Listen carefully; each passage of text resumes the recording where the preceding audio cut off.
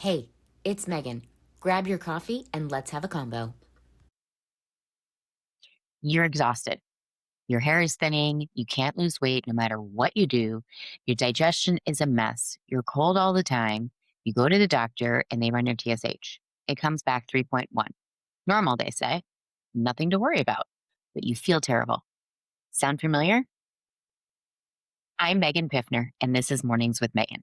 Last episode, we talked about metabolic health and cardiovascular risk, the silent crisis that catches up with women during perimenopause. Today, we're filling in the rest of the picture because your metabolic markers don't exist in isolation. Your thyroid function, your nutrient status, your inflammatory markers, they all work together to create a complete picture of your health. And when you know how to look for patterns across these markers, you can support your body before you hit the diagnosis zone. Let's start with thyroid, because this is where things get really frustrating for a lot of women in perimenopause. A lot of perimenopause symptoms and thyroid symptoms cross over. Fatigue could be perimenopause, could be thyroid. Changes in body weight could be perimenopause, could be thyroid. GI issues could be perimenopause, could be thyroid. Sleep problems could be perimenopause, could be thyroid. Mood changes could be perimenopause, could be thyroid. Brain fog. You see where I'm going here, right? You do see the problem. And here's what makes this even more complicated. Your thyroid function can change during perimenopause. Estrogen affects thyroid hormone binding proteins, thyroid hormone conversion, and even thyroid receptor sensitivity. So when estrogen starts fluctuating, your thyroid can struggle to keep up, even if you've never had thyroid issues before. This is why it's critical to get thyroid function ruled out if you're experiencing symptoms, not just so you can get treatment if you need it, so you can stop wondering if your thyroid is a problem when it's actually your hormones or vice versa. Most doctors will run TSH, thyroid stimulating hormone. And if this comes back normal, they consider thyroid ruled out. But TSH is just one piece of the puzzle. It tells you what your brain is asking your thyroid to do. It doesn't tell you if your thyroid is actually doing it and if your cells are able to use the thyroid hormone once it's made. TSH can look normal at 3.0 or 3.5, but many women feel terrible at this level. Most functional practitioners want to see TSH between 1.0 and 2.0 for optimal function. But even that doesn't tell the whole story. Here's what a complete thyroid panel looks like. TSH, what your brain is asking your thyroid to do.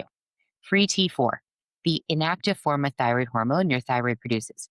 This is the storage form. Free T3, the active form of thyroid hormone that your cells actually use. Your body has to convert T4 to T3, and that conversion can be impaired by stress, nutrient deficiencies, inflammation, and you guessed it, fluctuating hormones. Thyroid peroxidase antibodies, TPO, checks for autoimmune thyroid disease. The majority of hypothyroidism in the United States is actually Hashimoto's, an autoimmune condition where your immune system attacks your thyroid. Thyroid globulin antibodies, TG, another marker for autoimmune thyroid disease. If your TSH is over 2.5, or if you have symptoms that could be thyroid related, request the full panel, not just TSH. And if your antibodies come back positive, that changes everything about how you need to support your body, even if your TSH is still normal. Now let's talk about nutrients, because these are the foundation that everything else sits on. You can't make energy without iron. It's a critical component of the electron transport chain in your mitochondria where energy is actually produced. You can't regulate your immune system without vitamin D, and you can't convert T4 to T3 without selenium. You can't make neurotransmitters without B vitamins. They're essential cofactors for producing serotonin, dopamine, and GABA. And yet, nutrient testing is often an afterthought, if it happens at all.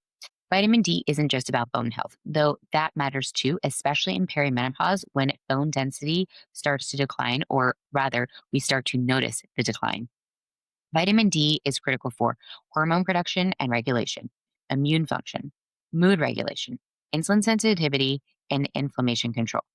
Most people are deficient or insufficient in vitamin D, especially if you live in a northern climate, work indoors, or have darker skin. Your target levels are 50 to 80 for optimal function. Many conventional ranges say that 30 is sufficient, but for hormonal and immune health, you want to be higher than that. And here's something else important. You need to test vitamin D to know where you are. You can't guess. Taking too much vitamin D without testing can cause problems, and taking too little won't get you where you need to be. Iron deficiency is incredibly common in women, especially in perimenopause when cycles can get heavier and more frequent. Symptoms of iron deficiency: fatigue and exhaustion that sleep doesn't fix, weakness, shortness of breath, cold hands and feet, poor immunity and getting sick more often, hair loss, restless legs, difficulty concentrating. Your CBC might show hemoglobin and hematocrit are normal, and that doesn't mean that your iron stores are adequate. You need a complete iron panel. So, serum iron, the amount of iron in your blood right now, optimal range between 85 and 130. Your total iron binding capacity, TIBC, how much transferrin, the protein that carries iron, you have available, your optimal range is 250 to 350. Transferrin saturation. What percentage of your transferrin is carrying iron? Optimally between 24 and 35%. Ferritin, your iron storage protein. This is the most sensitive marker for iron deficiency. Optimally, you want to be between 45 and 79. Many conventional ranges say 15 to 20 is normal, but you may feel terrible at that level. At minimum, get serum iron and ferritin tested. If those show issues, then get a full panel. B vitamins are involved in energy production, neurotransmitter synthesis, hormone metabolism, and a process called methylation that's critical for detoxification and cellular function. Vitamin B12 is especially important if you're vegetarian or vegan, if you have digestive issues, or if you're over 50.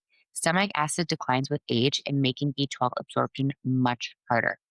Low B12 can cause fatigue, brain fog, memory problems, mood issues, and nerve problems. Think tingling and numbness. Folate works with B12 for methylation and cell regeneration. It's particularly important for cardiovascular health and detoxification pathways. If you're taking a multivitamin or even still taking your prenatal with folic acid, the synthetic form, make sure you're actually absorbing it. Some people have genetic variations that make it hard to convert folic acid to the active form that their body can use, methylfolate. Here are some other valuable nutrient markers. Magnesium. It's involved in over 300 enzymatic reactions in your body.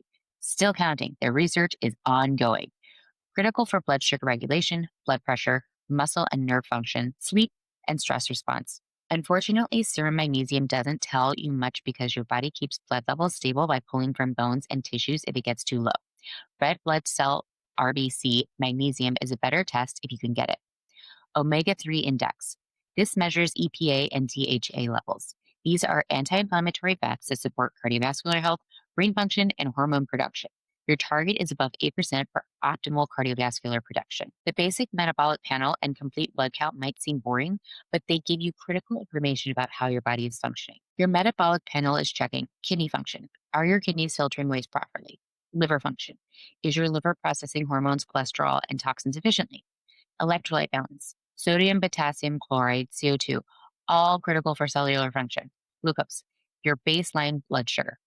This is your foundation. If your kidneys or liver aren't functioning well, everything else becomes harder. Your body can't detoxify properly.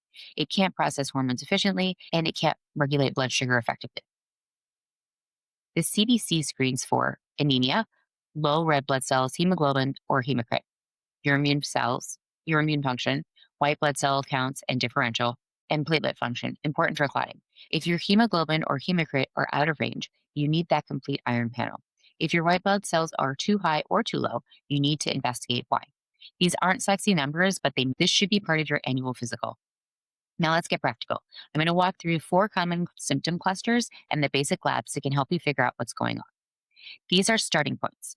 The low hanging fruit you can get with standard lab work before moving into advanced or functional testing, but they give you valuable information and often uncover issues that can be addressed. I am exhausted no matter how much sleep I get. This is probably the most common complaint I hear, and it can have multiple causes. Start by checking these markers. Complete iron panel. Low iron is one of the most common causes of persistent fatigue, especially that component of the electron transport chain in your mitochondria. Ferritin specifically, you can have a normal CBC but depleted iron stores. Full thyroid panel, not just TSH. Low T3 can cause fatigue even if TSH looks okay. Vitamin D. Low vitamin D contributes to fatigue and poor energy. Vitamin B12, essential for energy production. Fasting insulin and hemoglobin A1C. Blood sugar dysregulation causes energy crashes throughout the day. All of these can come back optimal and you're still exhausted. Then we look at stress hormones, sleep quality, gut health, and other factors. But we start with these basics because they're often part of the cause. My hair is falling out. Hair loss in perimenopause is incredibly common and incredibly distressing. Start by checking these markers. Ferritin. This is often an issue. Many women with hair loss have low ferritin. Full thyroid panel. Both hypothyroidism and hyperthyroidism can cause hair loss. Vitamin D. It supports hair follicle cycling. Zinc. This is important for hair health, though it isn't on a standard panel. Hair loss can be related to hormonal shifts in perimenopause, particularly changes in the ratios of estrogen to androgens, but rule out nutrients in thyroid first from basic testing. I can't lose weight no matter what I do. This is where metabolic health and thyroid overlap. Start by checking these markers. Fasting insulin. This is the first place to look. Insulin resistance makes weight loss incredibly difficult. Hemoglobin A1C. Are you dealing with chronic blood sugar elevation? Triglyceride HDL ratio. Another indicator of insulin resistance if you can't get a fasting insulin. This can be calculated from your lipid panel. Full thyroid panel. Hypothyroidism or poor T4 to T3 conversion slows metabolism. Ferritin. Low iron impairs thyroid hormone conversion. Vitamin D. Low vitamin D is associated with difficulties losing weight. HSCRP. Inflammation makes weight loss much harder. If you're doing everything right but can't lose weight, something metabolically is going on. These basic labs can help you figure out a lot before moving on to more complex testing. I can't think straight / brain fog. Brain fog is one of the most frustrating symptoms because it affects everything: your work, your relationships, your confidence. Start by checking these markers: fasting insulin and hemoglobin A1C. Blood sugar dysregulation is a huge cause of brain fog. Full thyroid panel. Low T3 particularly affects cognitive function. Vitamin B12, essential for brain function and memory, and remember it's a cofactor in neurotransmitter production. Ferritin, low iron affects oxygen delivery to the brain. Vitamin D, supports cognitive function and mood. Brain fog can also be related to sleep quality, stress, hormonal fluctuations, and other factors, but these basic labs give you a foundation to start from. These four symptom clusters cover what I hear most often from women in perimenopause. And in many cases, basic lab work reveals issues like nutrient deficiencies, thyroid dysfunction, or metabolic problems that can be easily supported. This is your starting point. If these labs don't reveal the issue, then you can move into more advanced testing: hormone panels, gut testing, organic acids, neurotransmitter testing, and more specialized functional labs. Would you be surprised how often these basics uncover exactly what's causing these symptoms? So, what do you actually do with all this information? First, request the labs.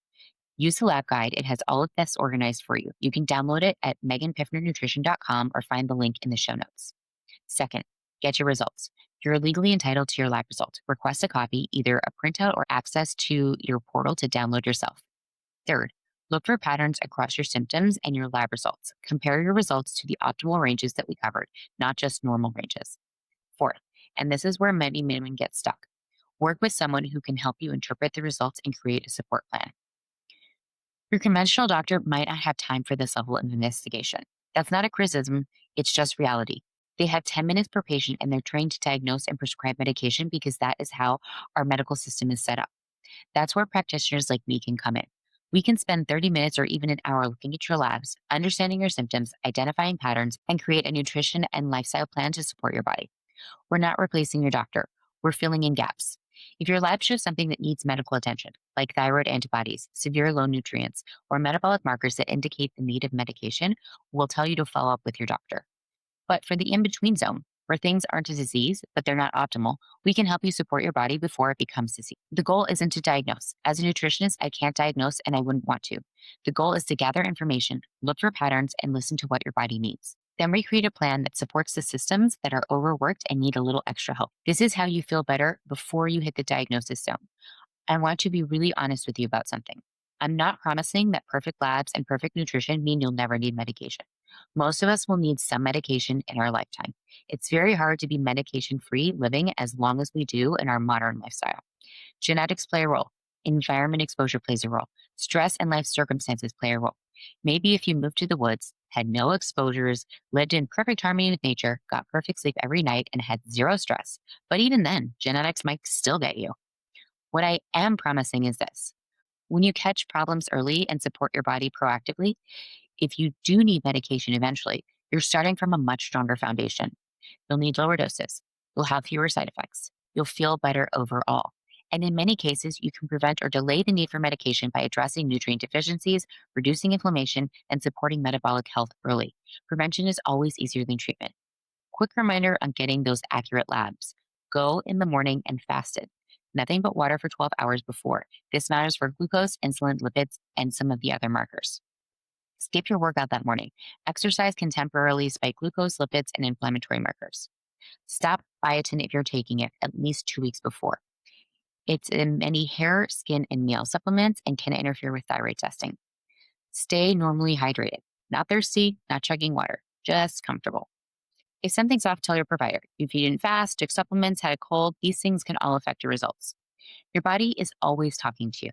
Your energy levels, your sleep, your mood, your digestion, your weight, your hair, your cycles, these are all information. And your labs are going to give you the data to understand what your body is trying to tell you. But data without interpretation is just numbers on a page, and interpretation without action is just intellectual curiosity. The magic happens when you gather the information, identify the patterns, and create a plan to support your body. A year from now, you'll either wish you'd started today or you'll be glad you did. You'll either be still wondering why you feel terrible despite normal labs, or you'll understand your body's patterns and have a clear plan to support your health. The difference? One decision right now. If you want help interpreting your labs and creating a personalized support plan, we offer a lab review session, 30 minutes where we talk through all your lab results together, translate your numbers into clear steps. Find more information at meganpiffnernutrition.com or look for the link in the show notes below. Download the free lab guide, not just in your head, the lab guide for women who know something's up. It has everything we've covered in these 2 episodes organized for you to bring with you to your doctor. You deserve answers. You deserve to understand your body. You deserve to feel good. I'm Megan, and until next time, you've got this. Can you do me a favor? If this was helpful, share it with one person who might need to hear it today.